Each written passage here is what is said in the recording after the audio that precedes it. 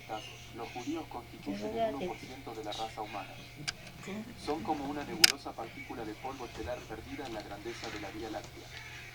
De acuerdo a esto, el judío rara vez debería ser escuchado, pero se lo escucha, siempre se lo ha escuchado. Es tan destacado en el planeta como cualquier otro pueblo y su importancia comercial está desmesuradamente fuera de proporción respecto a la pequeñez de su volumen. Su contribución a la lista de grandes nombres en literatura, ciencia, arte, música, finanzas, medicina y estudio abstracto también están fuera de proporción respecto a la debilidad de sus números. Ha luchado de una manera excepcional en el mundo, en todas las épocas, y lo ha hecho siempre con las manos atadas. Todas las cosas son mortales excepto el judío, todas las otras fuerzas pasan, pero él permanece. ¿Cuál es el secreto de su inmortalidad? 1. La respuesta a esta pregunta puede encontrarse en los remotos comienzos del pueblo judío, en las primeras historias de la Biblia. Suscríbete. Nuestro newsletter está repleto de ideas interesantes y relevantes sobre historia judía, recetas judías, filosofía, actualidad, festividades y más. Únete a nuestro newsletter. Email asterisco. Únete hoy. Como mencionamos antes, la historia es una guía para el futuro. Las primeras lecciones de la historia judía revelan un patrón, por eso tenemos que poner especial atención a todo lo que ocurrió en este periodo de tiempo y a sus personajes. Así como esas primeras historias son el prototipo para los eventos futuros, también los primeros protagonistas en Génesis son el modelo de la naturaleza colectiva del pueblo judío a través de la historia. Si este es el caso, entonces, de acuerdo a la perspectiva judía, el personaje bíblico más importante de entender es Abraham. Por esto yo lo llamo el prototipo judío. Él personifica todas las características de la personalidad judía. Sus fuerzas, su misión, iniciativa e idealismo están reflejados en todas las generaciones de judíos que le siguieron. 2. Fue seguramente uno de los más grandes buscadores de la verdad de todos los tiempos. También famoso por su bondad y hospitalidad. 3. Pero el atributo que probablemente más sobresale y que epitomiza realmente la esencia de lo que fue Abraham, y por consiguiente de lo que es el pueblo judío, es la motivación. Mantenerse aislado en contra de todo el mundo por miles de años, dedicarse, con absoluta convicción, a la causa máxima de perfeccionar el mundo, requiere un carácter muy fuerte. La motivación es un rasgo característico de la personalidad de Abraham y vemos su manifestación en cada generación judía. Desde Abraham en adelante, vemos este idealismo, una motivación inquebrantable de cambiar el mundo, en la personalidad colectiva judía. Es por esta motivación que los judíos han sido históricamente extremadamente competentes y han estado a la vanguardia de casi todo avance, causa o movimiento social importante en la historia mundial. Los judíos no solo han sido premiados con un número desproporcionado de premios Nobel por sus contribuciones intelectuales, sino que han liderado movimientos tales como el comunismo, el socialismo, el feminismo, los derechos civiles, los sindicatos laborales, etc. 4. El profesor de filosofía para las futuras generaciones judías, entonces debemos prestar especial atención a las primeras descripciones de Abraham en el libro de Génesis. Examinando solamente las primeras oraciones en Génesis 12, podemos identificar muchos patrones radicales y únicos que caracterizarán toda la historia judía futura. Dios le dijo a Abraham: sal de tu tierra, de tu lugar de nacimiento y de la casa de tu padre, a la tierra que te mostraré. Génesis 12, 1. Sabemos que la Biblia no es como los escritos de Charles Dickens. A él le pagaban por palabra, y podía ser tan locuaz como quisiera. Dios es exactamente lo opuesto. En lugar de llenar el texto de la Biblia con páginas de detalles y trivialidades, la narrativa está limitada al mínimo esencial de información relevante que necesitamos saber. Entonces la pregunta que debemos hacer es, ¿por qué Dios, quien escatima tanto las palabras en toda la Biblia, repite esta orden tan enfáticamente? Sepárate por completo, no solo de tu tierra, sino de tu lugar de nacimiento y de la casa de tu padre. Si creciste en una casa específica por un cierto tiempo, ese lugar siempre será un hogar para ti. Cuando piensas en tu casa, no importa dónde hayas vivido después y cuán cómodo hayas estado, siempre pensarás en ella como tu hogar. Hay una conexión muy profunda. Entonces Dios le dijo a Abraham: sepárate en el nivel emocional más básico. Más notable, desde una perspectiva macrocósmica e histórica, Dios está diciéndole a Abraham, y por consiguiente al pueblo judío: aléjate completamente y ve en una dirección diferente. Dios está embarcando a Abraham en una travesía que no es simplemente física, es una travesía a través de la historia que será diferente a la de cualquier otra persona. Abraham se va a convertir en el padre de una nación única con un destino único. Una nación que permanece aislada y no es reconocida entre las demás. Números 23, 9. Como ya mencionamos, vemos que este concepto de los judíos como una nación única se manifiesta en el doble estándar que se le aplica constantemente a Israel hoy. Este es el primer aspecto único de la historia judía. En esta primera oración vemos que Dios no solo le ordena a Abraham dejar su tierra natal, sino ir a un pedazo de tierra en particular que más adelante sería conocido como la tierra de Israel. Esta es la primera promesa de tierra a Abraham y a sus descendientes. Desde este punto en adelante veremos que hay una relación especial entre la tierra de Israel y los judíos, y ese es el segundo aspecto único de la historia judía. Abordaremos esta relación en más detalle en el próximo capítulo. El tercer aspecto único de la historia judía lo vemos en el siguiente versículo. Te convertiré en una gran nación, te bendeciré y haré tu nombre grande, y serás una bendición. Génesis 12, 2. Este versículo expresa la promesa de que Dios estará activamente involucrado en la historia judía, te convertiré. En el siglo XVII, cuando Luis XIV le pidió a Blaise Pascal, el gran filósofo del iluminismo francés, una prueba sobre la existencia de lo sobrenatural, él respondió, el pueblo judío, su majestad. ¿Por qué?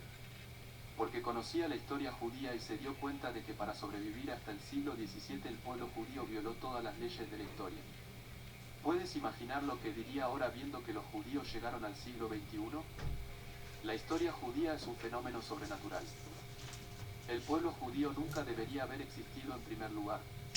Siendo Sara, la esposa de Abraham, estéril, el pueblo judío nunca debería haber comenzado. Abraham debería haber muerto sin hijos, y su misión habría muerto con él. Pero no fue así, ocurrió un milagro. Muchos estudiosos y personalidades reconocidas se han dado cuenta que la historia judía es única y que viola todas las leyes de la historia. El profesor Nikolai Berchak, filósofo ruso, 1874 a 1948, escribe: su destino, el de los judíos, está demasiado impregnado de metafísica como para ser explicado ya sea en términos materiales o históricos. Su supervivencia es un fenómeno misterioso y admirable que demuestra que la vida de este pueblo está gobernada por una predeterminación especial. La supervivencia de los judíos, su resistencia a la destrucción, su resistencia a condiciones absolutamente peculiares y el rol desventurado que jugaron en la historia, todo esto apunta a las particulares y misteriosas bases de su destino. 6. De esta manera, aprendemos que el pueblo judío nació de manera milagrosa y sobrevivió durante toda la historia de manera milagrosa, dejando atrás incluso a los imperios más poderosos. Las cosas que les ocurren a los judíos no les ocurren a otros pueblos. Esto es porque los judíos son una nación con una misión única, con una historia única, una nación cuyo rol es tan esencial que no se les permite desaparecer. Vivir por 2000 años como una nación sin una tierra propia no es normal. Tuyo hace 2000 años no es normal. No tiene precedentes en la historia humana. El cuarto aspecto único de la historia judía es encontrado en la segunda mitad de la misma oración, y serás una bendición. La pequeña nación judía, que nunca debió haber existido, y que ciertamente no debió haber sobrevivido, impactará profundamente a toda la humanidad. Este punto se refiere a lo que ya fue mencionado, la misión única de Abraham y sus descendientes como una luz para las naciones. 7. Más de 3700 años después del nacimiento de Abraham, no cabe duda que el mundo ha sido bendecido profundamente por los judíos.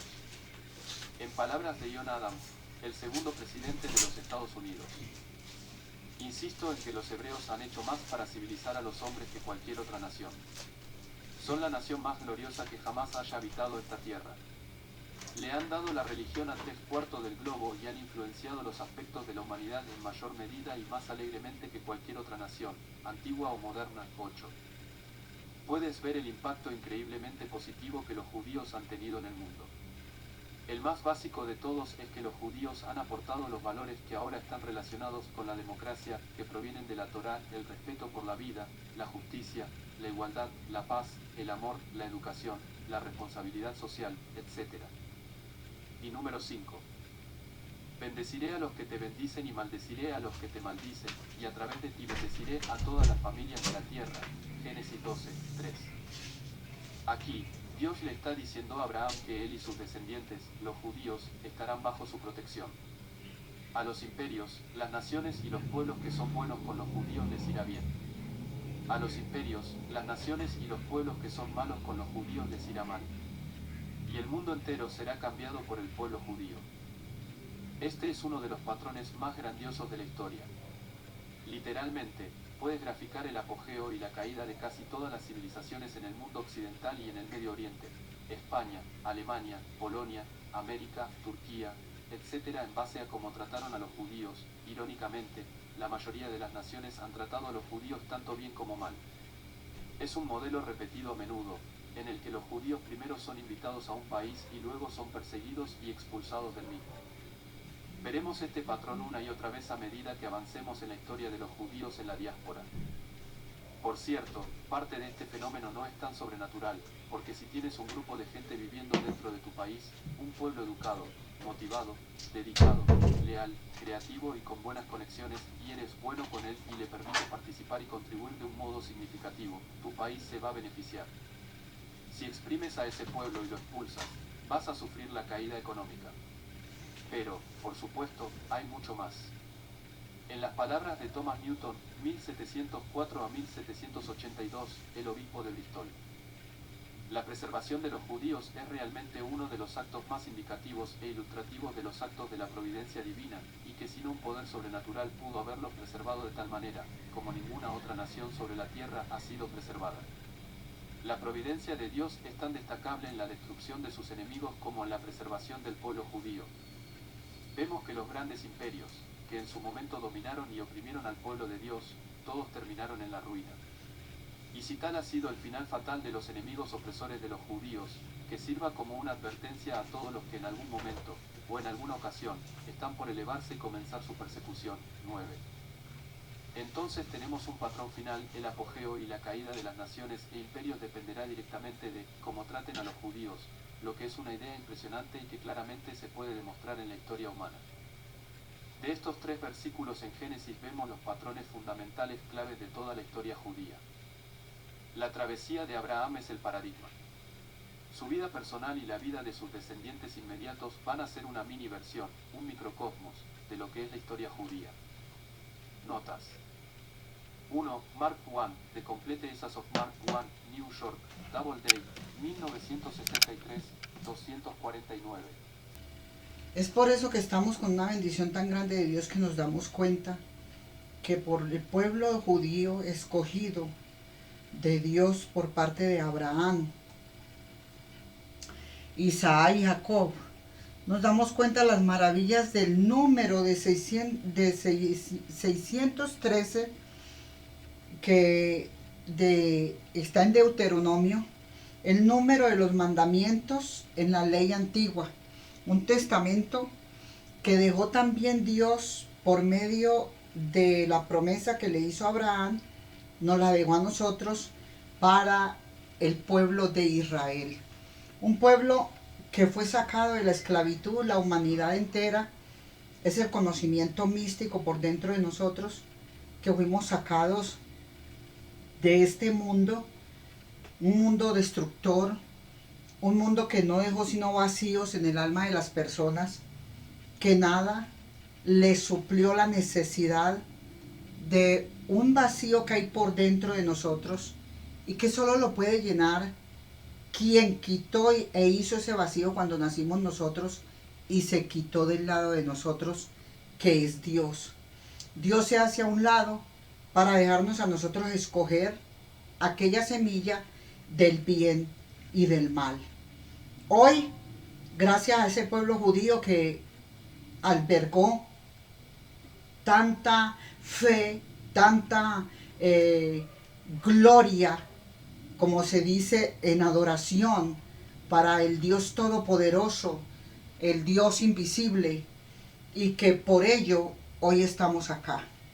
Estamos acá trayéndole a usted enseñanzas sobre el Padre de una unción, de una nación grande, llenos los humanos de una unción del Espíritu Santo.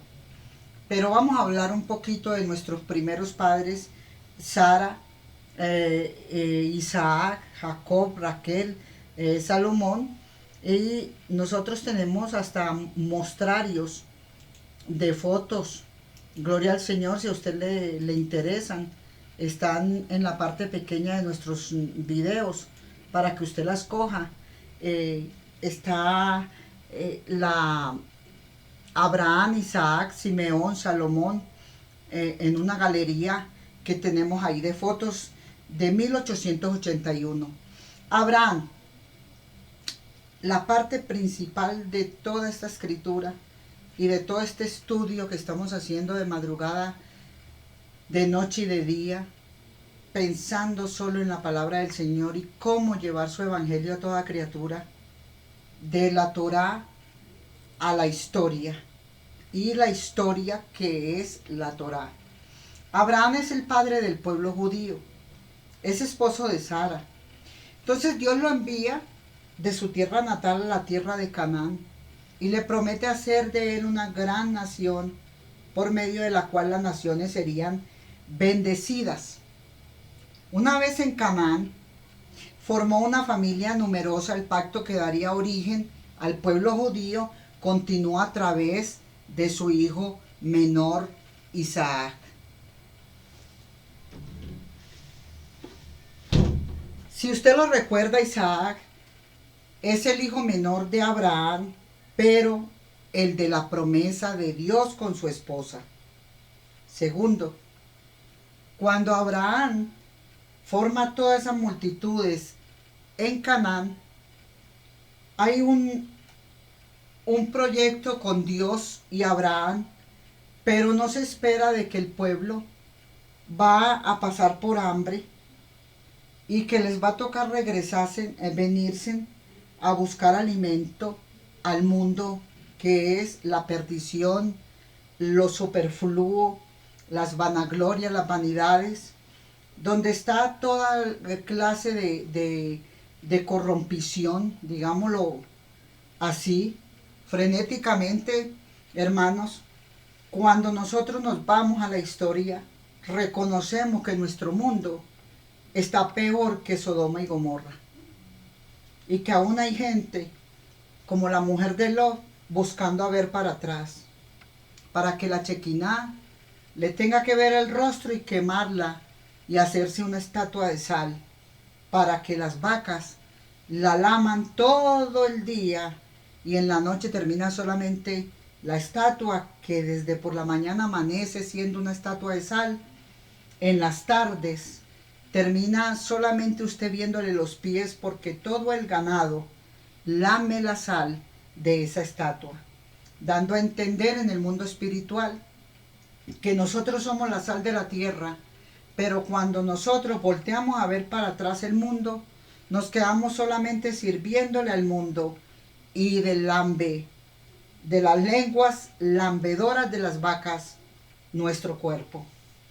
Es una realidad que allí las vacas, los vacunos, los toros, todo lo que es vacuno, se arrima a esa estatua de la mujer de Lot para lamer la sal. No sirvió para más nada. Aquí Abraham, el padre de una nación, es la promesa de Dios.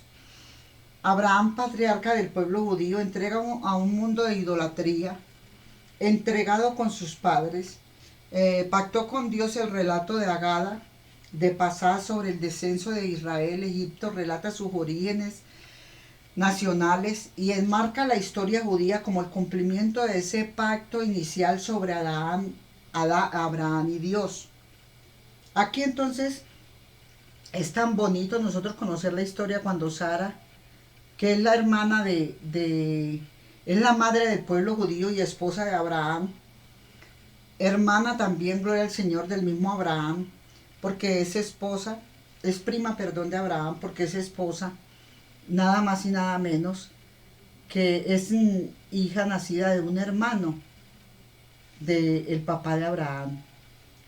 Aquí nosotros nos damos cuenta que Sara es la esposa de Abraham y es la madre de todo un pueblo judío.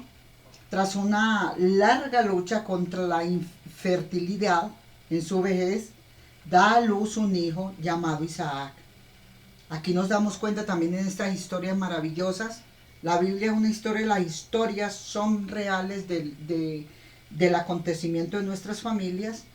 Cuando viene también una mujer en Joaquín, el papá de Ana, de María, la mamá de Jesús, que pare a Jesucristo, Yahshua, Emmanuel, Dios con nosotros.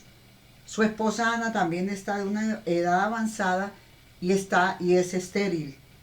Y en ella, en su vientre, viene un ángel puesto, como le ha pasado a varias madres en la tierra, no sé cuántas, pero a mí me pasó, que a mí, mi hijo en el mismo momento, el hijo niño menor, en el mismo momento que Dios me engendró ese ángel en forma de águila, me dijo, es como cuando, te voy a explicar cómo fue la gestación en el vientre del ángel María, que descendió del cielo, a vivir a estar gestada en el vientre de Ana, un angelito bajado del cielo. No fue por contacto sexual, sino por la misericordia de Dios. Y me mostraba a mí en el vientre, a mi niño, que yo no sabía que estaba embarazada, y me avisó y me dijo, estás embarazada. No sé a cuántas mujeres les habrá pasado un milagro de estos, pero que le digan que ya no puede parir más hijos y de pronto de la noche a la mañana Dios le haga ese regalo. Es para uno vivir todos los días de la vida agradecido con ese Dios todopoderoso. Sara entonces viene contra la infertilidad, en su vejez da a luz a Isaac. Es la madre de las naciones, la primera matriarca del libro de Génesis, no tuvo hijos hasta los 90 años. El pacto de Dios con su esposo Abraham también incluyó promesas para ella. Dios le dijo a Abraham, tu esposa Sarai no la llamarás Sarai, sino que su nombre será Sara. La bendeciré, de hecho, te daré un hijo de ella, la bendeciré para que engendre naciones de ella, y saldrán naciones gobernantes de pueblos. Génesis 16, 17, 15, 16. Es un milagro la maternidad de Sara en el Talmud. Nosotros nos damos cuenta aquí que Sara se convierte en madre a los 90 años dando a luz su hijo. Y Sara, tras la dramática vista de 3 ángeles, esta historia talmúdica cuenta que Sara va a Mesisa, afirma que los milagros no cesaron una vez que Sara quedó embarazada, sino que continuaron durante la primera infancia de Isaac todos los milagros. En referencia a que Sara dio a luz a Isaac, el versículo dice, y ella dijo, ¿quién le habría dicho a Abraham que Sara criaría hijos en su vejez? Génesis 21, 7. La Gemara pregunta, ¿cuántos hijos crió Sara? Porque el versículo usa la forma plural cuando habla de Sara, si solo tuvo un hijo. Entonces Rabí Leví dice, ese día cuando Abraham decretó a su hijo Isaac, destetó a su hijo Isaac, preparó un gran banquete. Todas las naciones del mundo murmuraban y se decían, miren a este, anciano es, y a esta, anciana es, que trajeron a un niño abandonado del mercado y dicen, es nuestro hijo. ¿Acaso vas a creer que estos ancianos pudieron parir un hijo? Lo encontraron en el mercado, lo adoptaron para ellos y lo llaman su hijo. Entonces Sara, en el Baba Menciá 87a 12:13 dice que la lucha de Sara por su maternidad le toca mostrarle a todos los reyes y a todo ese poco de gente orgullosa y arrogante que ella tenía infertilidad, pero que Dios la bendijo con ese niño.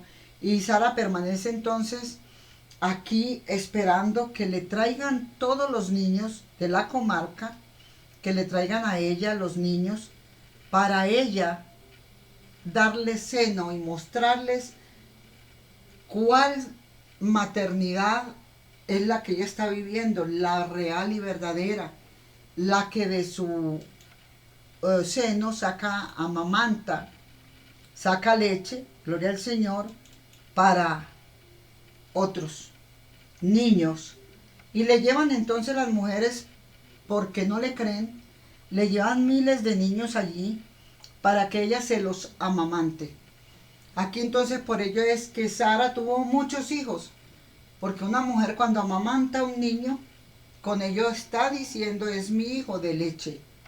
En el principio nuestros antepasados eran idólatras, pero ahora la omnipotencia de Dios nos ha acercado al servicio de no idolatrar más y creer en ese Dios invisible que hizo embarazar a Sara y que nos hizo embarazar a muchas mujeres que éramos estériles, que no podíamos tener hijos.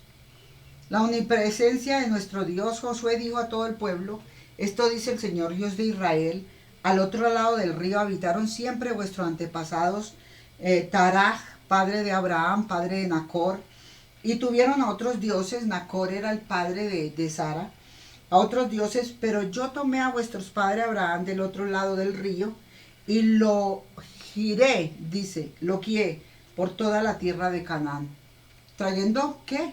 Trayendo de él, le dice Dios, trayéndolo a él a el lado de Dios y no de los ídolos. Multipliqué su descendencia y la de Isaac su hijo. Aquí lo dice en la Gada de Pasaj, Magí.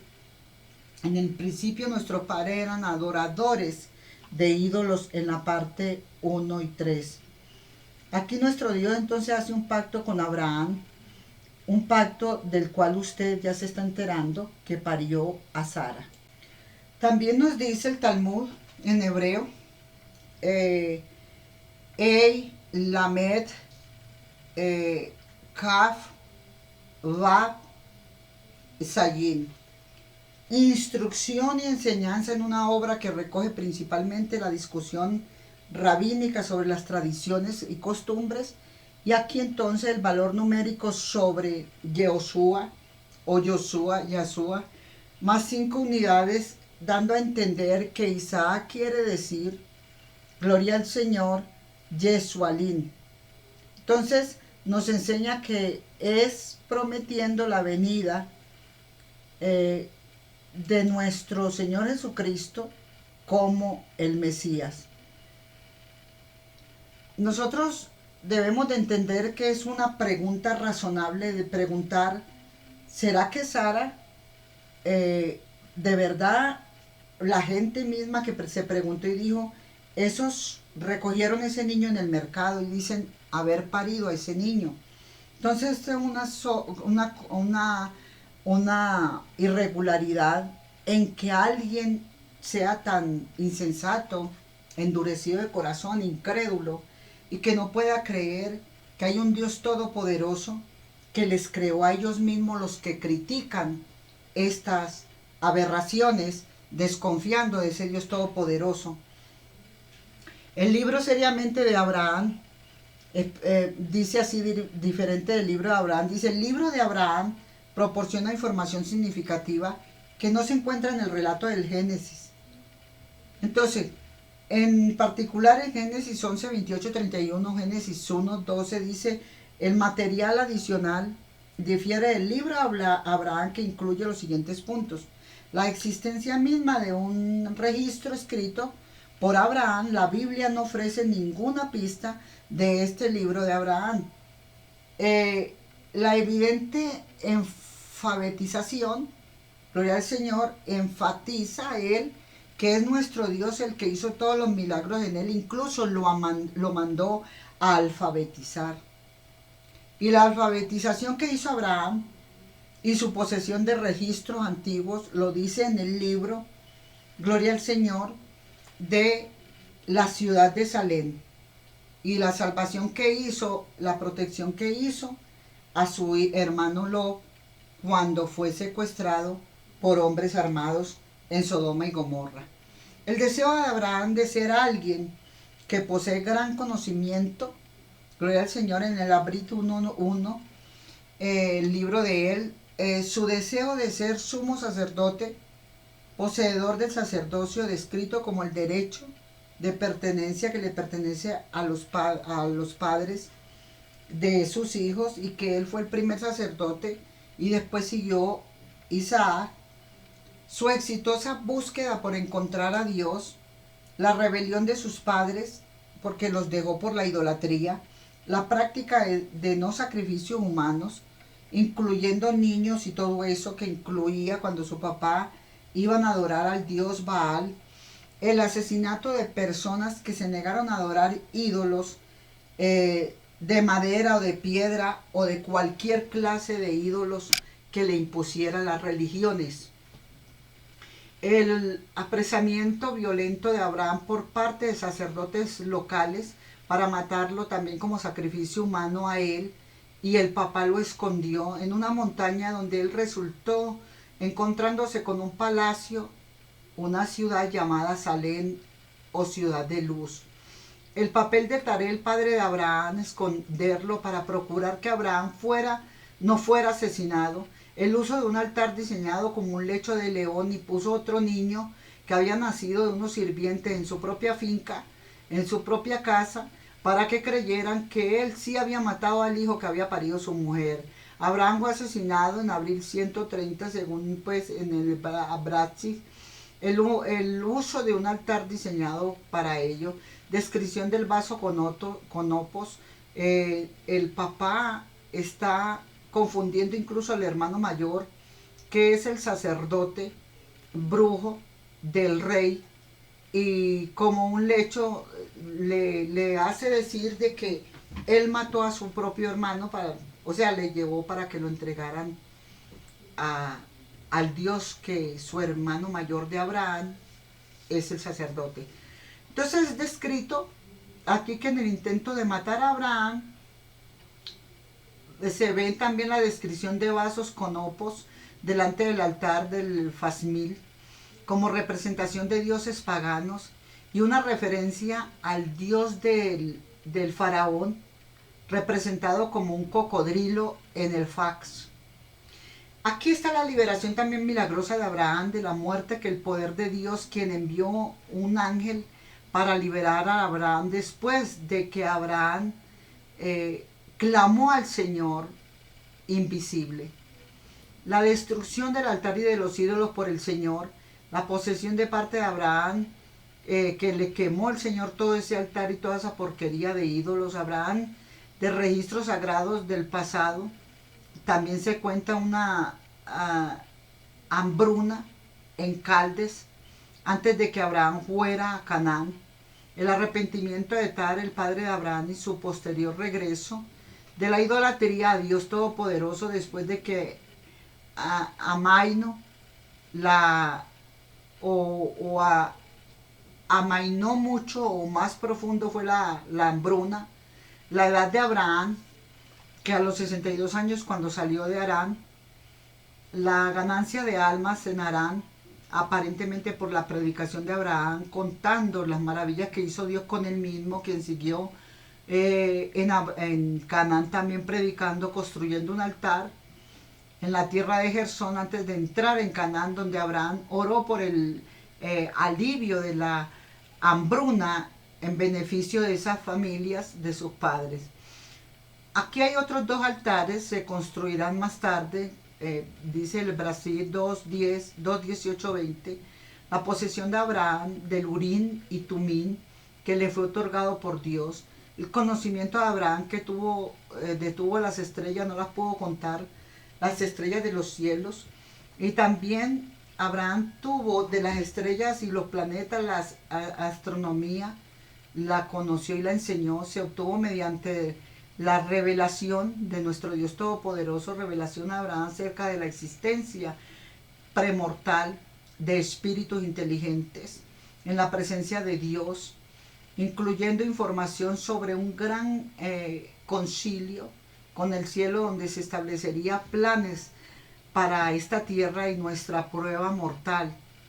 Entonces, sorprendentemente, estos escritos no están en la Biblia. Estas diferencias se encuentran apoyo en diversos grados extensos antiguos escritos que Joseph Smith no tenía disponibles, y mucha gente, José Smith fue el primero que cogió el libro de nuestro patriarca Abraham. Lo compró.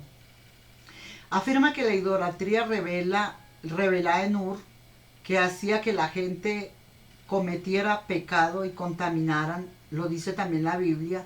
El padre de Abraham le enseñó a escribir a Abraham. El padre de Abraham, Taré, adoraba ídolos, pero Abraham rechazó esto. Abraham oraba pidiendo la ayuda a Dios para que le salvara y lo sacara de esos extravíos.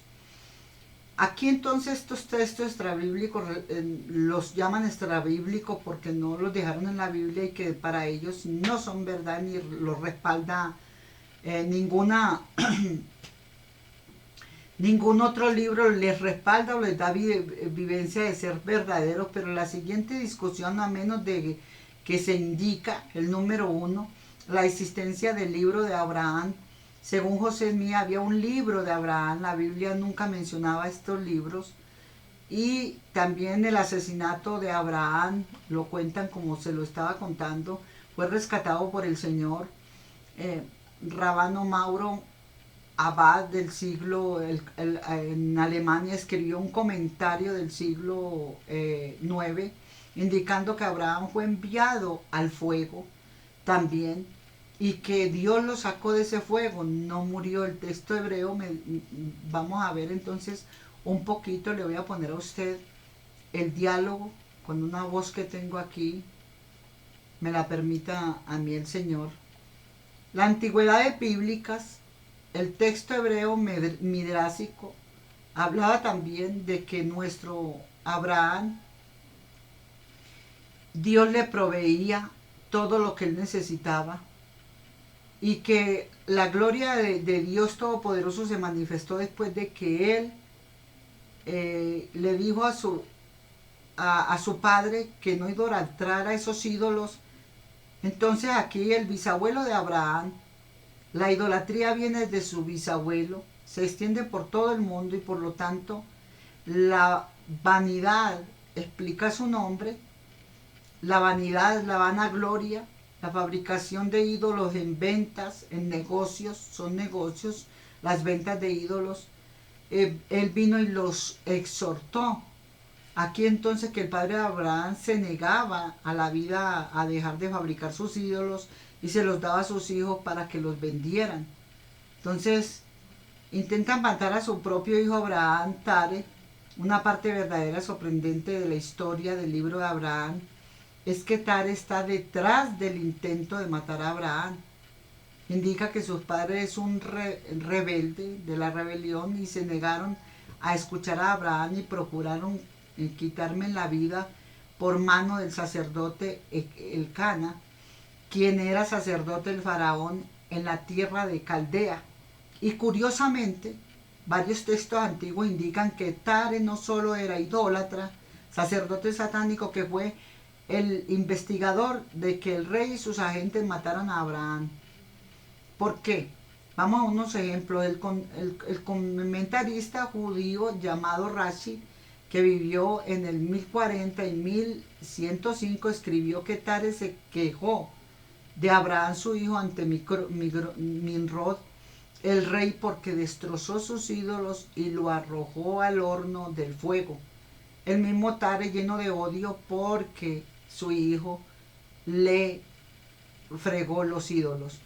Aquí entonces las crónicas destroza sus ídolos, lo tiran a él al fuego. Relatan que Tare llevó a su hijo ante Nimrod para quejarse de que Abraham había destruido sus ídolos, y el Corán, el Sura, dice que Tare amenazó con apedrear a Abraham si seguía criticándole su idolatría.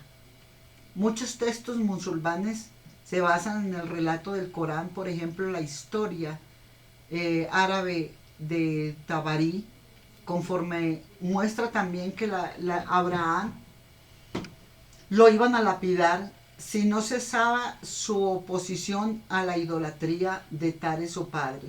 Entonces, vemos, hermanos, que desde la antigüedad ya a un patriarca como Abraham lo persiguieron y su propia familia. aún su propio padre, que se supone que estamos en casa y que nosotros confiamos en el padre que nos engendró, ¿verdad? Y este era el que lo iba a apedrear y este fue el que le llevó el chisme al rey para que lo quemara y lo metiera en el horno, si no es porque Dios salva al muchacho de ver que está creyendo en un Dios invisible para él. Aquí entonces él le dice que no adore criaturas que él mismo ha creado, sino que adore al que lo creó a él como su padre, Tare. Le dice, papá, Tare, quien te creó a ti es a quien debemos de adorar. Y no lo vemos. Entonces el Corán y muchos libros lo cuentan, menos la Torá. El arrepentimiento de Tare, el libro de Abraham relata que Tare, gravemente afligido por una hambruna cruel que hubo en Caldea, se arrepintió de su maldad al intentar matar a Abraham. Luego lo guió a Harán, pero recurrió de nuevo a la idolatría tras la hambruna, a pedirle a esos ídolos. El cristiano entonces del siglo, de ese tiempo, los que ya eran cristianos con Abraham, tomaron una decisión de poner la queja a Abraham y relatarle que su padre seguía en la idolatría. Había partido entonces para la tierra prometida, aún así permaneció en Harán porque su intención no era pura como la de Abraham, quien fue el primero en alejarse de los objetos de culto, de los ídolos, es decir, los ídolos no tienen poder, y como él les decía eso, lo odiaron. Te odian en un barrio, te odian en el mundo entero, te odia todo el globo terráqueo que sea religioso y que adoren sus ídolos. A ti no te van a ver con buenos ojos. Te persiguen, te dañan todos los días, te buscan pleito todos los días, te quieren amargar la vida porque es que te quieren matar. Ellos te quieren tirar al horno de fuego. Entonces tú clamas a tu Dios y Dios tira todas esas porquerías perseguidoras, las tira al horno de fuego como Tare, porque Tare es un idólatra. Tare, la familia de Tare es religiosa, la familia de Tare es el mundo entero que persigue a un cristiano que se ha salido de la idolatría y que vive su vida en paz con Dios y que camina en el mundo como quiera. Pura como la santidad de Abraham, caminan los cristianos.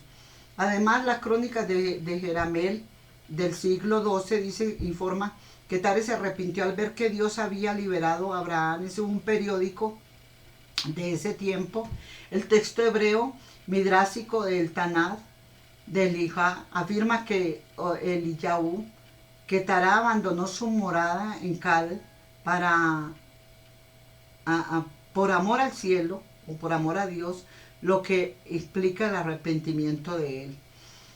La idolatría es la historia de Abraham, pero Abraham salió de ese camino, se convierte de idólatra a seguir a nuestro Dios Todopoderoso.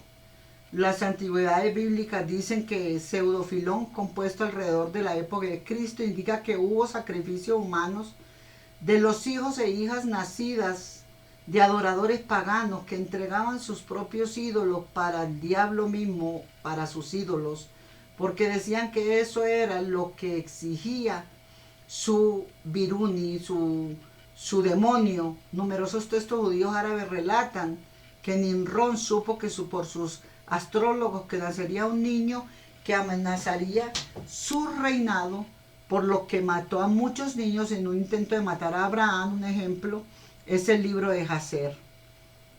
Nosotros le estamos dándole la gloria a nuestro Dios Todopoderoso porque nos da la oportunidad de estudiar, de instruirnos en las maravillas de Dios y de darnos cuenta que si nosotros leemos la historia que nos conviene a nosotros, nos conmoverá el alma y nos dará a entender de que sí hay que salir de este mundo idólatra, de este mundo perdido, de un mundo en el que a nosotros no nos está trayendo nada bueno o que sea interesante o importante con respecto a la salvación del alma.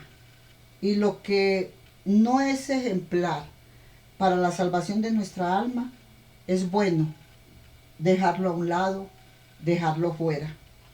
Vamos al libro de Jacer. Aquí este libro de Jacer Aquí el libro de Jacer, en la segunda parte de esta serie, habla sobre la vida y la época de Abraham según Jacer. Ya sabemos bastante sobre la vida de Abraham gracias a la Biblia, a la Torá. Pero les prometo mucha más información nueva y mucha más sorpresa en el camino. Sientan curiosidad ustedes por saber entonces algo más avanzado de la vida de nuestro patriarca, porque es la vida de nosotros mismos, nuestro padre Abraham, hermanos. Entonces sigan leyendo. Jacer deja muy claro que el nacimiento de Abraham fue un acontecimiento significativo en la historia del mundo, y vieron, he aquí, una estrella muy grande en el momento del nacimiento de este niño, que venía del este y corría por los cielos devorando las 4 estrellas de los 4 confines del cielo, y corría desesperada. Cuando se los devoró, se quedó intacta, quieta, diciendo: destruí un estorbo que tenía en los aires para entrar a la tierra. Entonces profetizaron sobre el niño y se dijeron: esto solo presagia que al hijo que le ha nacido a Taré esta noche crecerá, será fructífero, se multiplicará, poseerá toda la tierra en y para sus hijos, él y sus hijos para siempre. Y aquí ya no habrá más reinado de nadie, y ese niño es el que va como a reinar. Y él y su descendencia matarán grandes reyes, heredarán sus tierras. Lo contaba entonces Charles 1887. Y aquí dice que los hombres que observaban las estrellas la noche del nacimiento de Abraham conocían intuitivamente las promesas que les guardaban. Estas promesas eran que sería fructífero, se multiplicaría y sería como un rey, poseería toda la tierra para siempre, y que su descendencia heredaría la tierra de grandes reyes, y que habitaría y trabajaría, un rey vendría por base de él, de generación de él, de Abraham, vendría a reinar aquí en la tierra. Y no se engañaron. Y no fue mentira, y fue una realidad muy grande, hermanos. Nuestro Yahshua Masía, nuestro Señor Jesucristo, es el Rey mayor de todos los reyes que han habido en la tierra, y los patriarcas que han venido a la tierra y que han estado aquí en la tierra, de las tribus, de esta tribu de nuestro gran amado Padre Abraham. Los hombres que observaban las estrellas le avisaron, gloria al Señor, a este rey las bendiciones de Génesis que vendrían. Las mismas palabras se repiten varias veces como indicación del pacto de Dios, como cualquier buen trato de soberanía. La profecía de Abraham en Génesis capítulo 12 es idéntica, excepto que en Génesis se originó en Dios y con Dios, y no en los presentes en su nacimiento. Entonces allí no está el nacimiento de Abraham. La bendición en Génesis 1 al 12 también consistía en descendencia y tierra. Toda la tierra en Jacer, del río del Génesis para siempre, le dijo que sería la simiente que él iba a entregarle a Abraham. Significado de nacer bajo una estrella, hermanos. Vamos un poquito a astrología. El significado, hasta donde yo entiendo, de nacer con una estrella que avise el nacimiento de nosotros, de personas que han nacido. La mía sé que avisó una estrella también. El nacimiento mío apareció por una estrella. He estudiado la importancia de nacer bajo una estrella durante algún tiempo. Descubrí que no era solo una superstición en la época de Abraham, sino que la relevancia de nacer bajo una estrella se enfatiza en el Evangelio de Mateo. Incluso en la era cristiana, la historia de los 3 reyes magos, Melchor, Gaspar y Baltasar, la historia de arpas eternas, donde muchas estrellas vinieron a adorar y alabar al niño nacido, de María, Aquí incluso en la era de cristiana la historia de los Reyes Magos que sirvieron como ellos vieron en los 2000 años, aquellas estrellas que en 2000 años, que sin duda una de las favoritas, que han usado también para la Navidad de lo antiguo Oriente Próximo, de la estrella brillante que estaba destinada a cambiar el mundo de forma extraordinaria. Mateo aludió a ello en su evangelio, afirmó que los 3 Reyes Magos, sabios judíos, buscaron al niño Jesús cuando vieron la estrella en el oriente. Mateo 2, 9, 10. Entonces hay buenas razones para aceptar que el evento, gloria al Señor, celestial de Abraham, de Yahshua, y que lo vieron los Reyes Magos, es importante que nosotros lo creamos de forma extraordinaria. Sucedió cuando Júpiter se detuvo en el cielo nocturno el 25 de diciembre del año 2 antes de Cristo, citando el blog de la Biblia y fe de Pursiful. Escuche, sorprendentemente una posible respuesta es que la visita de los Reyes Magos tuvo lugar el 25 de diciembre del año 2 antes de Cristo. En esta fecha Júpiter se detuvo en su camino e inició su retroceso anual por los cielos, y aquí los Reyes Magos siguieron estudiando estas estrellas hasta el nacimiento de Yahshua, que el libro de Arpas Eternas lo dice claro, que qué rico que ustedes se interesen por la historia de Jesús.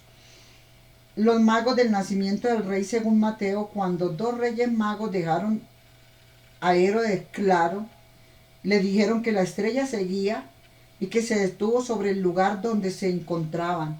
Jesús, Mateo 2, 9. Aquí los cálculos astronómicos revelan que en la madrugada del 25 de diciembre del año 2 a.C., Júpiter se detuvo entonces en el cielo y se observó que desde Jerusalén lo hizo el 68 grados sobre el horizonte sur, justo encima de la ciudad de Belén.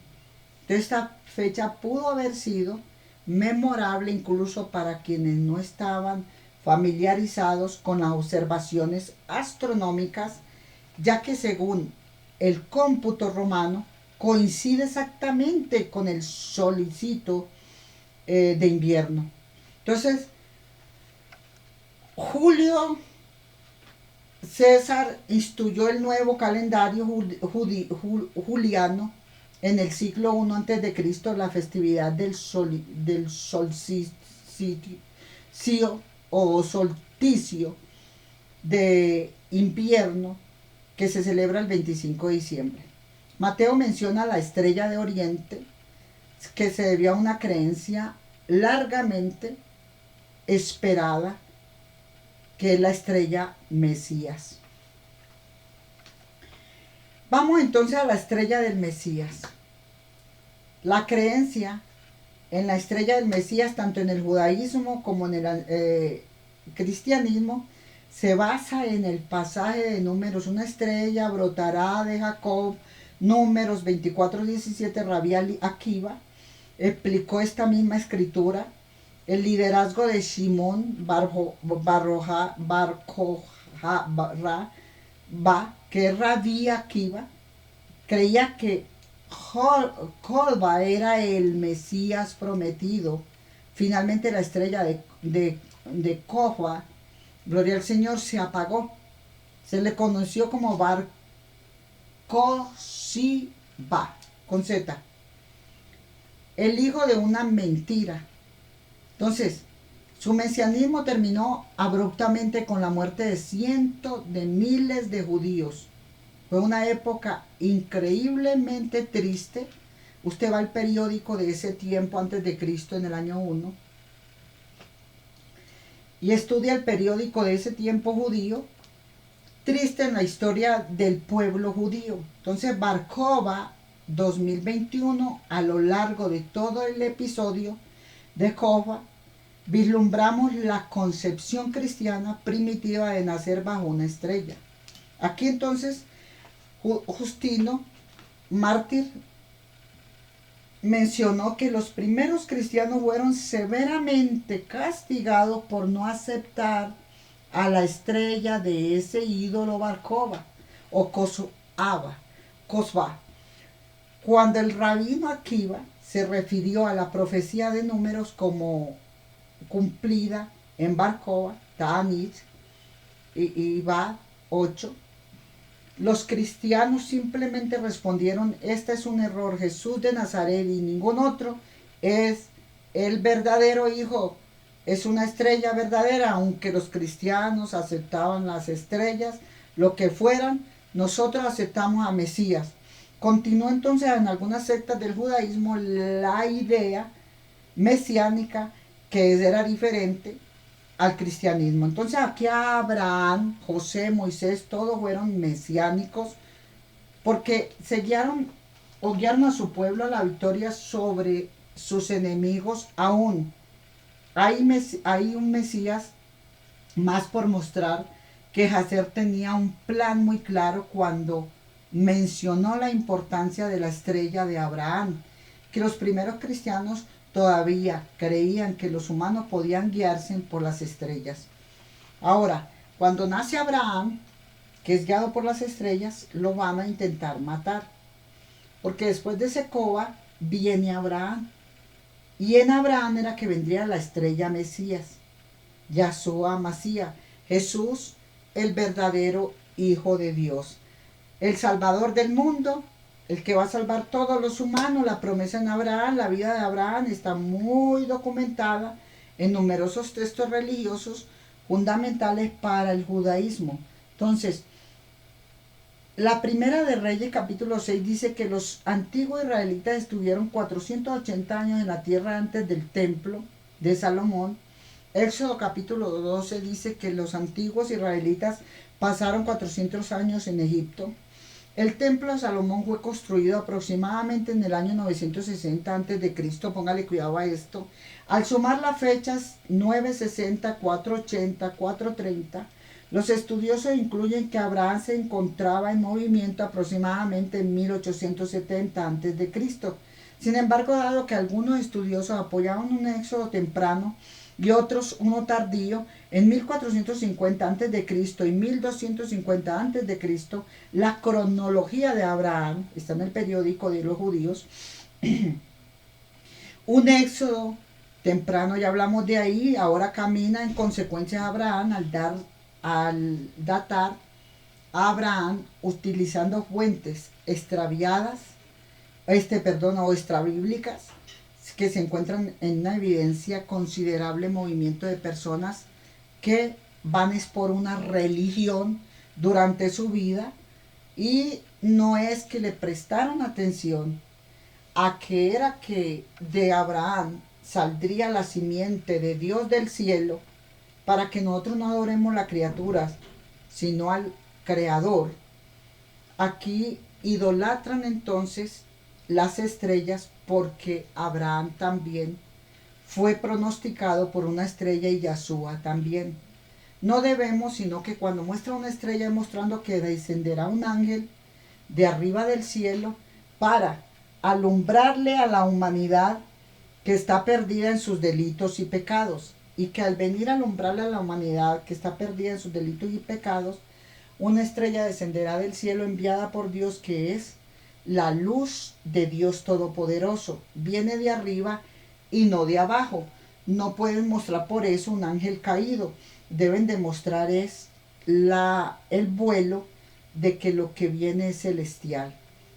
Aquí la hipótesis amorrea nos dice a nosotros: fue propuesto en la década de 1930 por William Albrecht, arqueólogo e historiador. Según la teoría de Albrecht, es concebible que Abraham partiera de Ur de los caldeos y viajara a la tierra de Canaán, siguiendo una ruta comercial popular. Si bien la mayoría de los estudios modernos rechazaban la hipótesis amorrea, aquí este profesor de la genealogía y la cronología no cuadran. Entonces, a pesar de las diferencias que hay sobre Abraham, judíos, cristianos, musulmanes, tienden a considerar por fe en que Abraham fue una persona real y que es bendecida por Dios, que fue obediente y que la obediencia a Dios emprendió el viaje desde Ur de los Caldeos hasta la tierra de Canaán, además de que Dios le dijo a Abraham que fuera a Canaán. Hacer el libro alude que los problemas que obligaron a Abraham a emprender el viaje, Hacer afirma que aquí es porque los caldeos fue a Canaán. Abraham afirma que fue porque Dios hizo el pacto con él.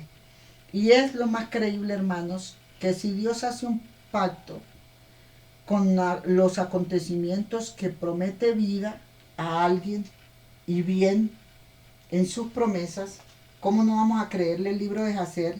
Me parece mucho más detallado que el texto bíblico de la Torá, especialmente en lo que respecta a la vida de Abraham.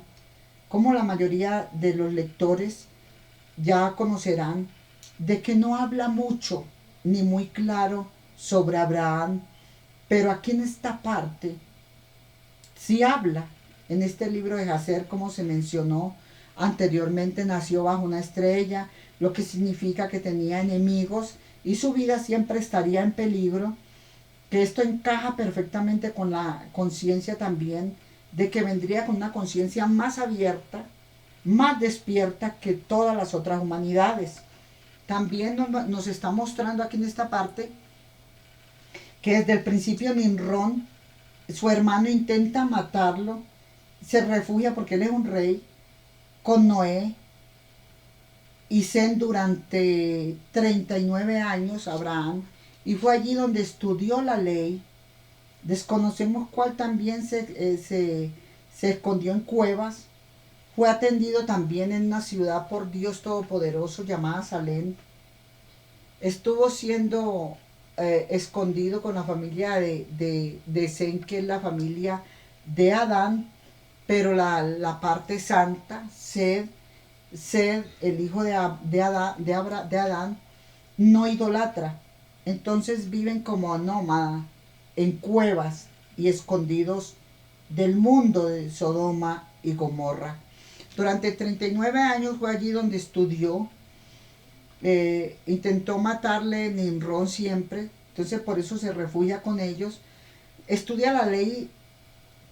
Desconocemos cuál ley, pero sabemos que la ley que él está estudiando es la que enseñaron los ángeles a Sed, el hijo de Adán, porque Adán le proporciona esos libros a Sed, que le enseñaron los ángeles cómo alimentarse en la tierra, cómo sanarse de las enfermedades por medio de la naturaleza, de los 4 poderes del agua, del fuego, del aire, de la tierra. Y le enseñaron el conocimiento de la geología, de la geografía y la zoología, de la higiene. Gloria al Señor, de que la higiene era muy importante en la limpieza de su propio ser para la salud venidera. Muchas cosas. La higiene en lavar los alimentos, porque si vemos, Adán se vino sin saber nada afuera y lo que podía agarrar se lo comía y lo agarraba. Ellos le vinieron a enseñar.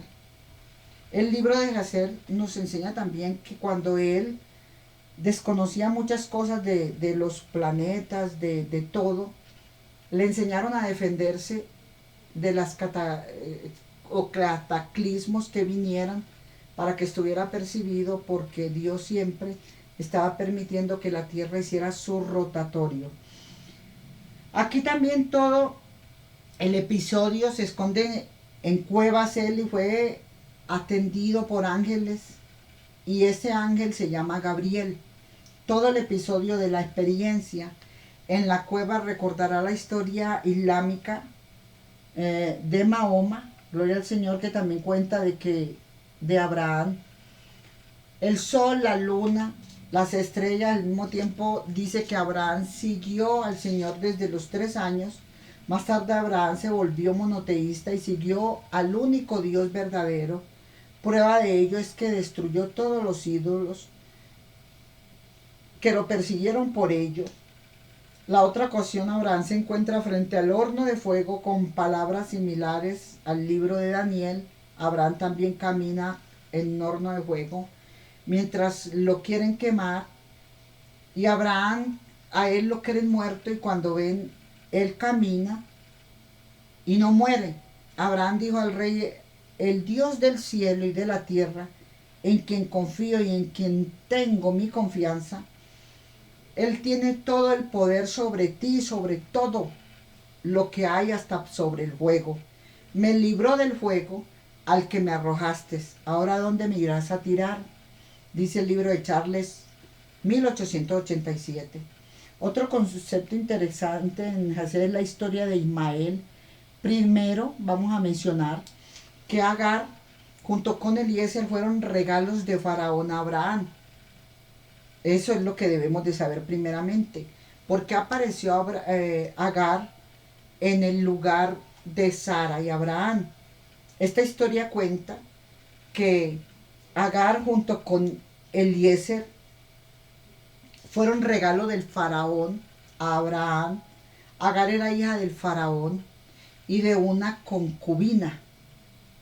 Y este faraón, la hija de su concubina, la ve preciada para regalárselas como su sirvienta o como su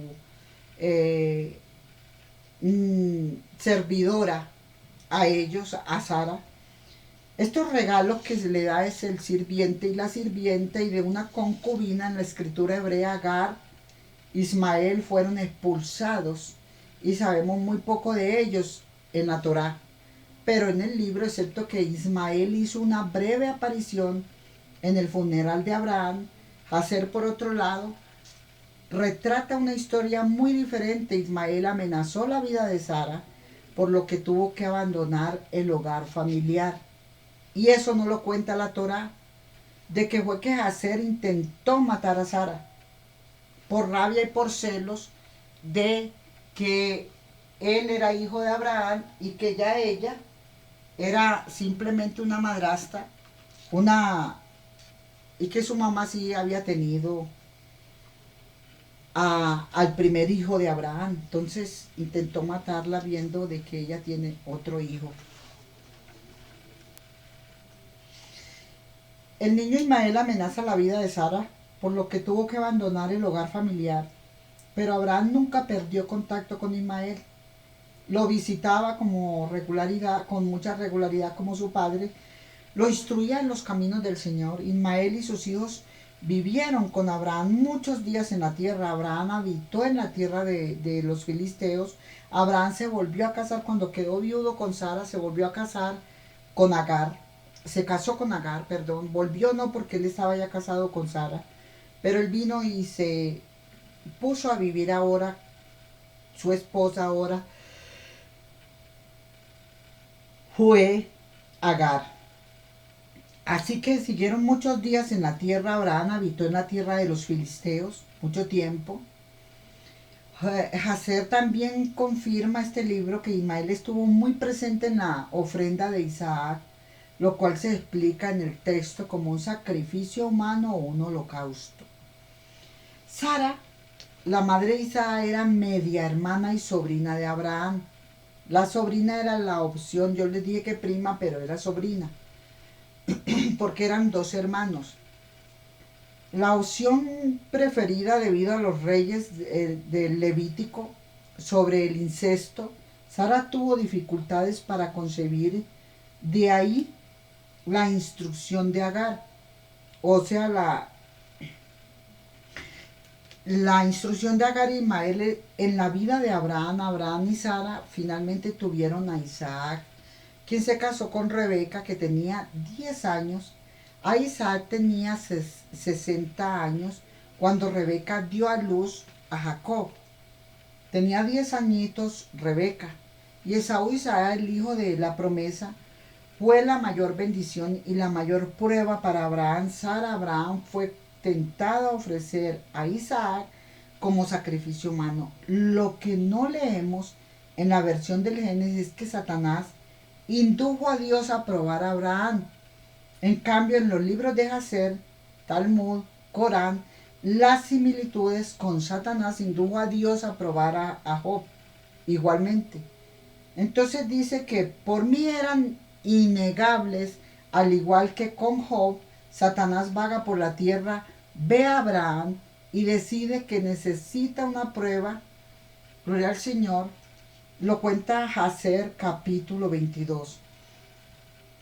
La atadura de Isaac en Jacer no deja jugar dudas de que fue un holocausto. Gloria al Señor, propuesto por el Señor, tal como él lo había ordenado. Sara se despidió de Isaac con una profunda tristeza. Ismael también estaba presente como hijo perfecto, en toda obediencia a sus padres. Ismael también amaba a Isaac. Isaac le dio a su padre, le dio esta idea: átame, como confirmando de que yo sí, de corazón quiero ser el holocausto para Dios. Átame. Aquí finalmente, cuando le dice, colócame sobre el altar, no sea que me vuelva o me mueva. Amárrame y átame también sobre el altar. Va una obediencia grande, átame firmemente, Padre, colócame sobre el altar, no sea que me vuelva, me mueva o me retracte y me suelte por la fuerza del cuchillo sobre mi carne. Por lo tanto, prepara el holocausto. Y Abraham así lo hizo. Al final Isaac sobrevivió, para gran decepción de Satanás. Se dice que Abraham logró tocarle la aorta, cortarle la aorta a su propio hijo. Esta decepción la tuvo Satanás, como lo hizo con Job. Esto añadiría otra dimensión a su existencia. La Escritura a menudo nos niega partes importantes, pero aquí también está que en las religiones abrámicas nosotros también debemos de seguir buscando, y el que busca no deje de buscar hasta que encuentre, porque cuando encuentre se maravillará. Es necesario seguir el hilo a las historias que nuestro Dios nos cuenta por pedacitos en los libros. Dice aquí que dejé a Melquisedec para el final porque tengo algunas cosas que decir sobre Melquisedec. Melquisedec es el hijo de un rey en una ciudad llamada Salem, que se dice que es Jerusalén, la Salem de que vamos a disfrutar nosotros, calles de oro, mar de cristal, y que la luz del sol no nos alumbrará porque Dios mismo nos alumbrará, y que esta era la ley de la justicia, y que la primera ciudad que es Salem, el hijo se llamaba Melquisedec, que es el mismo Cristo, y que el mismo Señor Jesucristo era el niño Melquisedec, y que se vio en un sueño de que él sería un día Mesías, Jesucristo, que vendría a salvar muchas almas humanas, ya que habían sido hechas del barro, y él las vio en un sueño de que un día él vendría a crucificarse por ellas en la cruz y arrebatárselas a Samael, que estaba en el reino, criándose con él, un niño de 4 años, como gemelo de él, y que él lo veía traicionando a la ciudad de Salem y queriendo poseer también a las humanidades que había creado Dios. Y él ve a Samael, que le roba su cetro, que le roba el alud, y que es el de la justicia, que va a reinar en esa ciudad de Salem, que es Jerusalén, y él se viene a rescatar ese alud, y Satanás le golpea sus manitas con unas piedras filudas y se las traspasa como quien traspasa a las manos con clavos, como le fue a él. De todas maneras él rescata con sangre y dice: me perteneces 2 veces, una porque eres mío y la otra porque te rescaté. Entonces vuelve con la luz a la ciudad de Salem y se decepciona porque Satanás le ha robado la 3ª parte de los ángeles, y por eso él dice: vi a Satanás caer como un rayo del cielo. O sea que el espíritu de la luz, cuando fue a purificar a todos, a esa parte de la tercera de ángeles y a Samael, los encontró culpables, les encontró un corazón inicuo o iniquidad en su corazón. Entonces, al encontrarle un corazón impuro, Dios se fijó que debía de haber encontrado lo de adentro como un cristal y no la apariencia. Aparentaba ser Satanás, muy vestidito él, muy bien trajeadito él, y trajeadita ella, como en el mundo de Sodoma y de Gomorra, que no es el mundo de Asilú, de la luz. Y se veían muy pulcros ellos. Y es así como él encuentra que el Espíritu Santo, cuando Dios o Todopoderoso dijo hágase la luz fue hecha, el Espíritu Santo los miró a todos y los quemó. Ahí es donde viene la historia de que el que ve a Dios cara a cara, Moisés por eso temió, puede morir. Y el pueblo de Israel temía esa historia, de que podían morir a la presencia de Dios. Y yo creo que nosotros no debemos de temer a la presencia de Dios, de que venga Dios a mirarnos, a hablarnos, a iluminarse con nosotros, con su palabra cuando oramos. No debemos de temer porque andemos en santidad. Así que la palabra dice que el impío huye sin que nadie lo persiga, se esconde, corre sin que nadie lo persiga, porque sabe que ellos persiguen a las humanidades al escondido, en lo camuflado y en lo oculto. O sea, en sí se encontró traición en Satanás, en él se encontró iniquidad. Iniquidad es traición, traicionero, hipócrita, cizañoso. Satanás lleva a las almas a cometer estos delitos para apartarlos de Dios. Entonces, aquí les hablé un poquito de Melquisedec, de un poquito que sé, y el encuentro entre Abraham y Melquisedec en el Génesis tampoco cuenta mucho como en la historia de Abraham y como en la historia de Salem, de la historia del vaso, cuando él va a rescatar a Lot. Aquí él tiene un sueño, Yahshua tiene un sueño después de que tiene un encuentro personal con el que se roba la tercera parte de los ángeles, de que él también va a perder a la humanidad un día. El proyecto de Dios está vuelto entonces en misterio. Como siempre, judíos y cristianos tienen perspectivas muy diferentes sobre lo ocurrido. Y en mi tarea es explicarles cuáles son estas perspectivas. Ambas son bastante complejas. Entonces requieren mucha fe para creer. Josefo dice que tenía la interpretación más simple de Melquisedec. En la antigüedad judía creía que Melquisedec era un rey pacífico, una persona real que gobernó en Salem antes de que se llamara Jerusalén. Entonces ojalá todos pudieran creerlo, entenderlo, pero no lo hacemos por la sencilla razón de que hay demasiados cabos sueltos, y dado que hay especulaciones, de muchas gentes que se creen sabiondos de todo. Se creen tan sabiondas y sabiondos de todo que dicen, ay, cree que predica muy bien. ¿Quién sería que la escogió? Dios es el que nos hace el llamado. Aquí entonces por eso se retracta uno de contar cosas y habla lo más sencillo posible. Melquisedec debemos explorar todas las opciones, así que sería bueno que usted también las explore. No se deje creer de mí. Yo, por lo que yo he buscado, he estudiado mucho y he encontrado, hablo. Pero el proyecto suyo puede ser más a profundo. Primero debo estipular que Salem es Jerusalén, Jerusalén. Salem significa paz. Por lo tanto, cualquier rey de Salem se asociaría automáticamente con la paz. Shalom. Shalom, Adonai Elohai, Adonai Echad. Entonces, con la paz posteriormente se añade que Jerush, o posesión, Jerush, que es Jerusalén, es posesión. Paz es Salem. Vamos, ¿cierto? Salem es paz. vaya apuntando. Jerús, gloria al Señor, es posesión.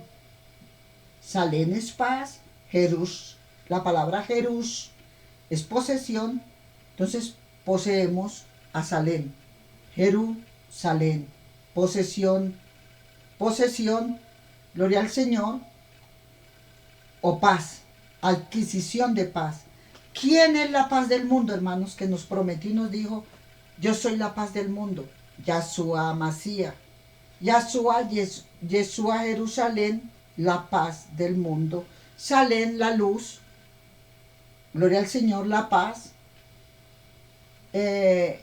Jerús, posesión, nos posee a nosotros y nos toma para él. Ojarash, que es fundación, funda un nuevo concepto, que es nacer de nuevo en él. En Cristo Jesús las cosas viejas pasaron y todas son hechas nuevas en el Señor. Entonces, si nosotros entendemos estas escrituras hebreas para crear la palabra Jerusalén, pero originalmente se llamaba Salén, que es de la que yo les estoy hablando, búsquenla por internet, por YouTube. Se llamaba así, por YouTube la pueden, Cristo viene ya, Salén, ciudad de Salén, que yo la tengo rodando por las páginas. Gloria al Señor. Melquisedec entonces se llama así antes del rey David. Entonces crea la palabra Jerusalén, pero originalmente se llamaba Salén y se llamaba así antes del rey David. Génesis capítulo 12. No es la única referencia a Melquisedec en Jerusalén. En las escrituras hebreas también se le menciona en Josué capítulo 10, 1, 4. Léalo. Y se trata de una batalla muy similar. Me volvió a preguntar que qué capítulo, devuelva el cassette, devuelva el video, pero vuelvo y se lo repito, 10, 1, 4 de Josué. Aquí en Josué, Melquisedec se conserva su nombre hebreo Adonisedec, en lugar de cambiarlo a Melquisedec. Ambos títulos son similares. Adonisedec, gloria al Señor.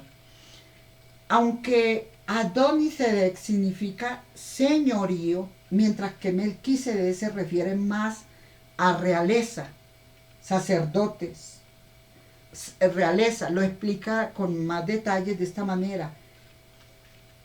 Melquisedec es el niño de Adonías. Adonías es padre de todo lo creado en la ciudad de Salem. Adonías es el padre de Melquisedec, o rey o señorío o realeza. Melquisedec es el príncipe, hijo de ese rey del reino de Salem, que es realeza, que es grandeza, que es el padre de todo lo creado. Y Melquisedec es el hijo de la realeza, el príncipe.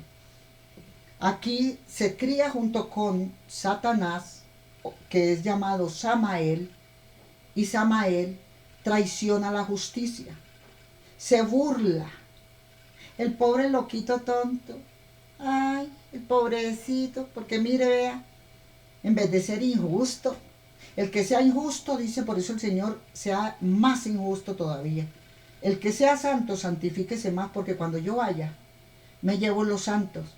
Los injustos quédense, los que no eran locos por Cristo, los que se dejaron pisotear, escupir, perseguir y malograr todos los días de toda la humanidad en Sodoma y Gomorra. Sodoma y Gomorra es pecado. Sodoma y Gomorra es destrucción de lo bueno. Y ellos necesitan aplastar a lo bueno. Aquí entonces lo creen frágil, lo creen inepto y lo creen sin protección. Pero no saben que la protección de nosotros no se ve. No se ve, pero es poderosa. Aquí entonces Adonía de Sedec significa Señor Adoni. Aquí se trata de una batalla muy similar.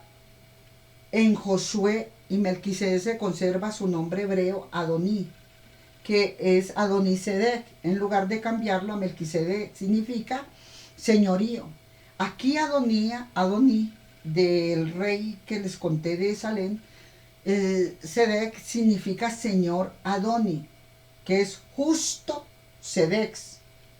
Y Satanás se burla de la justicia. Satanás es ignorante. Él lo que es cruel. Pero a él esa crueldad se le viene sobre él mismo. Y empiezan a irles mal de todo, se te parte el agua, se te daña todos los electrodomésticos, se te daña la lavadora, se te daña la licuadora, se te daña el televisor, se te daña la nevera, todo es por allá arreglándolo, corriendo, vaciándose, partiéndose, dañándose, porque Satanás no trae sino maldad y destrucción y sufrimiento a las almas que persiguen lo puro y lo santo, para que tengan que estar gastando en otras cosas, en vez de hacerles gastar su tiempo en el amor a Dios, que Dios cuida todo, lo da nuevecito, lo da santo, lo da puro, te sana y no te saca otra enfermedad. Satanás sana una enfermedad y saca dos más. Entonces aquí que viene que él aprovecha sus ídolos para sanar enfermos, pero les manda otra enfermedad peor. Ya después no tiene esto, sino otra, y otra, y otra. Con Dios no, con Dios eres sano y punto. Significado, entonces, que justo es Sedec. El que anda con justicia anda sano. Sedec es justo, es sano, es limpio. Entonces, en tiempos pasados, Sedec ha significado Júpiter.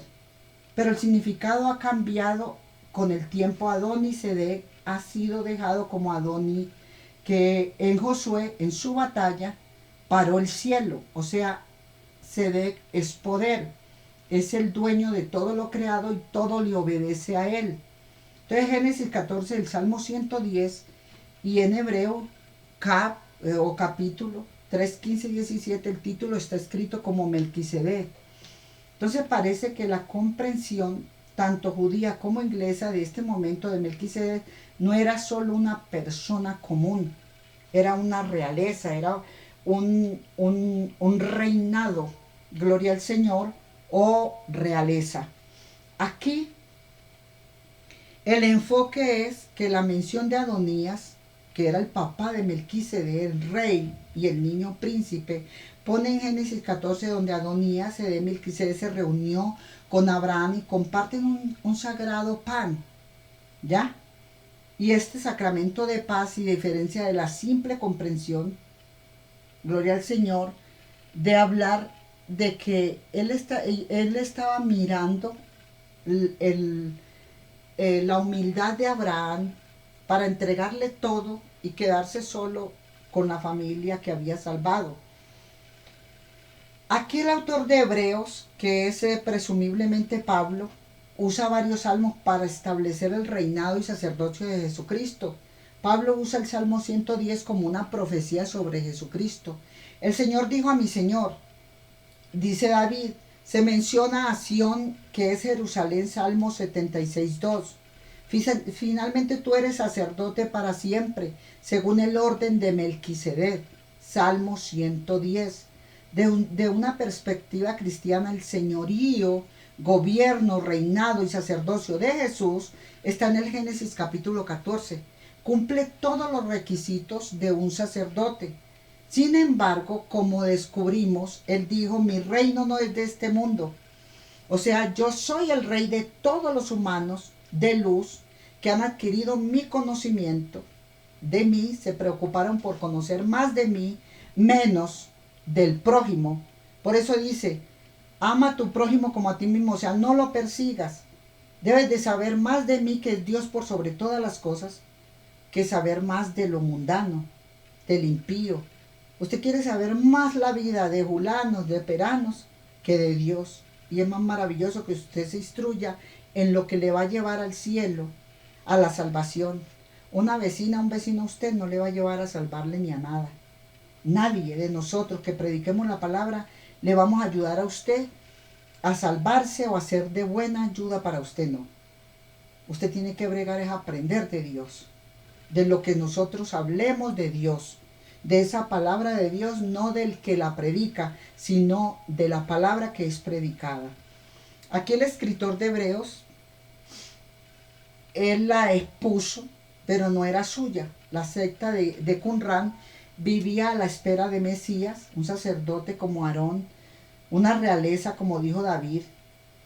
Y como los cristianos también creen en las escrituras hebreas, también creemos en ese Cristo, que no era Cristo mismo, sino un tipo de Cristo, o Rey que desciende del cielo, nos salva a todos y nos va a proteger desde que nos salvó en la cruz del Calvario hasta el día que muramos. No nos va a dejar en vergüenza como lo prometió. Entonces necesitamos fe para entender lo que estamos hablándole a usted aquí ahora, las versiones. Aquí Adonía es ordenado sacerdocio a su hijo Melquisedec. El orden de Melquisedec: partieron el pan y bebieron el vino. Aquí también tienen mucha importancia en el judaísmo las sectas que también dan el pan como los cristianos en la iglesia.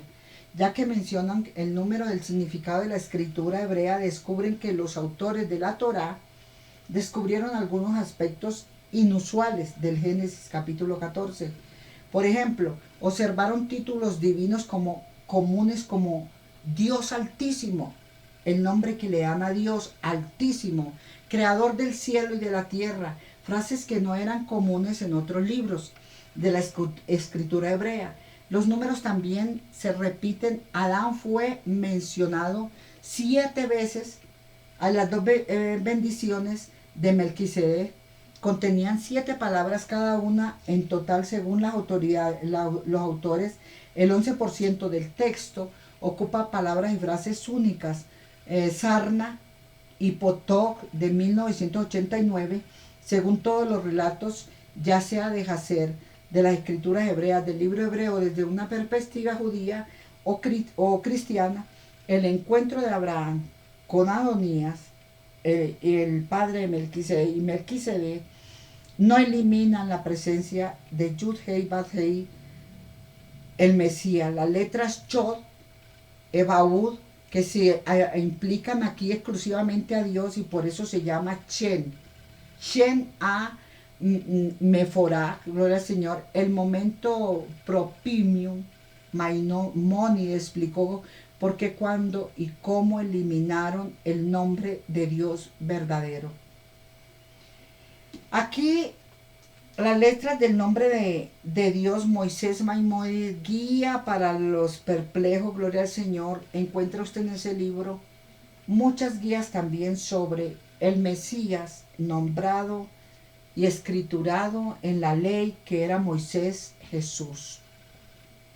Hasta aquí lo dejo con estas escrituras, porque de ellas mana la vida, y es bueno que mi pueblo no se pierda por falta de conocimiento.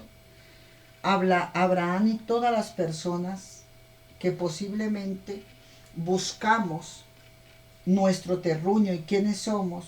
Siempre vamos a ir a tocar siempre ese nombre de Abraham. Siempre vamos a ir a dar con ese nombre, porque ese es nuestro territorio, nuestro terruño, nuestros antepasados, el padre de la fe, donde por fe es que vamos a poder tener conocimiento de las leyes de Dios. Por fe es que vamos a poder creer en la Torá, en el verbo, la palabra, que es Yahshua. ¿Viene escrito Yahshua desde el tiempo de Abraham? Sí. ¿Viene escrito Yahshua en posiciones, en hombres como José, Josué, Moisés? Sí. Yahshua siempre ha estado reinando y encarnando, como dijo a Juan. Yo y a los discípulos, yo les dije a ustedes que vendría uno antes de mí, Elías, para aderezar mi camino. Y Elías estaba, el alma de Elías engendrada en Juan.